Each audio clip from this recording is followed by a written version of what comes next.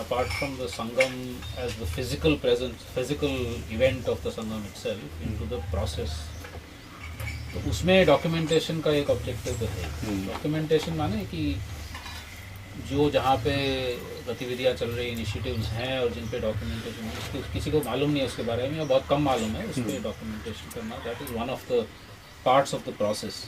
So while there is a process happening over 3 or 4 days, I'm assuming that we are doing these with some objectives.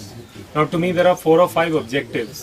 One objective is that we provide some documentation about these alternatives at the website, right? So if I look at the website today, most of the documentation is extremely बहुत थोड़ा सा है, like we use it in some. So I'm wondering whether that purpose is really getting served. कि अगर कोई एक alternate प्रयोग कहीं पे कर रहा है और हम चाह रहे हैं कि many more people should know about it, then there has to be some bit of comprehensiveness to the stuff on the website. Is one concern of mine. नहीं, जैसे संगम के टाइम में भी अगर 2-3 लोग उसी पे वो काम कर रहे हैं, अच्छे से होता है, क्यों नहीं हो सकता? नहीं मतलब वो सब 2-3 लोगों को वो जर्नलिस्ट का रोल दो वहाँ पर, और इवन कैमरा में भी आप उनको पकड़ो. वो कुछ किए मतलब 2-3. Actually, the only one that I could do well was for the one from Timbuktu, because what I was doing was that everyone got a chance to speak quite a lot. Like said, Sangeeta really got a chance to speak. When she spoke, then I was able to add her other contributions. In the other sessions, whenever we spoke, I was able to add it and give it that depth. Then people liked it. But just that part by itself sometimes doesn't stand. Take 15-minute interview. Also, that we have done now, but like it takes time to process. I mean, like 15 minutes is about what people But I think will Manish, watch. what we do, I agree with you, is, and again we need to figure out how. Not the core organizing team, because there's just too many things happening.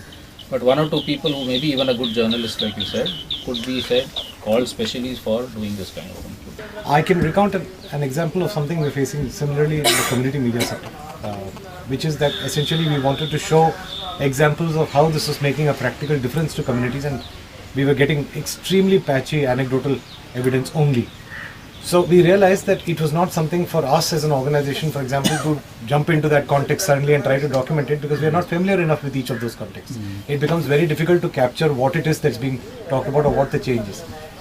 We have experimented with the mechanism, perhaps it could work here, which is that we asked everyone to send a brief, very brief, 60 to 100 word description of what it is they felt was the change that they had brought with respect to, theme X, theme Y, whether it was freedom of expression, whether it was local agriculture, whatever it was. We looked at those in unison to see what kind of examples we were getting. Then what we did was teach some essential documentation skills to the respective groups and let them do it themselves. Doesn't call for resources from our side. Only resources it called for were the time and maybe the effort in terms of spending some time teaching basic video skills on things like mobile phones. There's a lot of freeware available for even doing basic edits on mobile phones and things like that. What we are getting now is probably a much more accurate version of what that change is, because we are not documenting it. The people within that context are documenting it. Maybe being able to create the skills for documentation within all these groups is far more potentially rewarding. And I've seen some of the work of video volunteers and of course your community radio stuff.